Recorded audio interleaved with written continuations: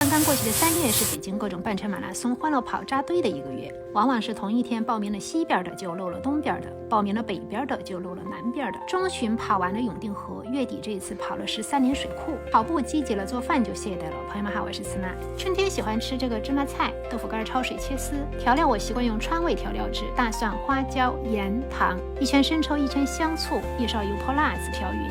跑步的时候吃这个没负担。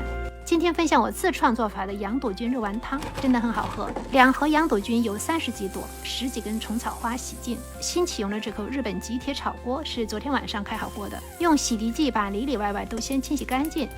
用1块肉皮把锅里面抹匀，可以冲洗干净之后再抹第2遍。用油养1夜，第2天就可以直接用了。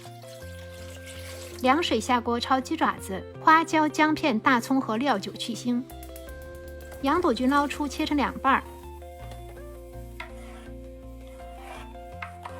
鸡爪焯水过后捞出放炖锅，下羊肚菌、虫草花，再来1根大葱，炖1小时，这是底汤。这边肉馅加花椒粉、1点生抽、1颗全蛋、大勺盐、1点清水搅打之后，再加香菜末，第2次搅打上劲。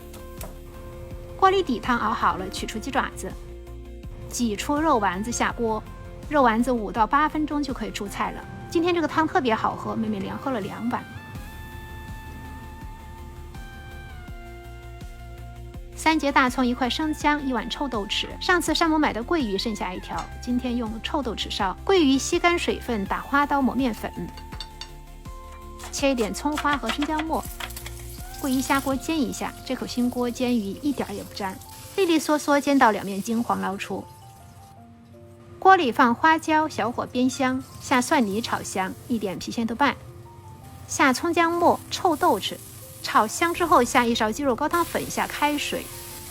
桂鱼大圈生抽，小圈老抽，1圈黄酒，盖盖焖5到8分钟。臭豆豉是四川的特色，具体做法相当于先把豆子做成纳豆，再用大量的生姜和盐腌上。这个臭豆豉烧出来的桂鱼味道接近于臭桂鱼。出锅撒1把蒜苗，桂鱼肉质肥嫩，非常可口。春天各种辣椒上市了，买了这种黄贡椒，不辣，用来做小炒牛肉。牛肉在切片的时候能切多薄就切多薄，考验刀工。下红薯淀粉，1点生抽抓匀，香菜切段，黄贡椒切斜刀，生姜切片，再切几个野山椒。先下蒜泥煸香，再下姜片和野山椒炒香，下黄贡椒。牛肉依然用开水划开捞出下锅里，下生抽老抽炒入味儿，再下香菜起锅。小炒肉最下饭了，锅里喷2下子油，1把菜花拼炒，保留菜花的菜籽油香味。今天的水果是猕猴桃、蓝莓和玫瑰香葡萄。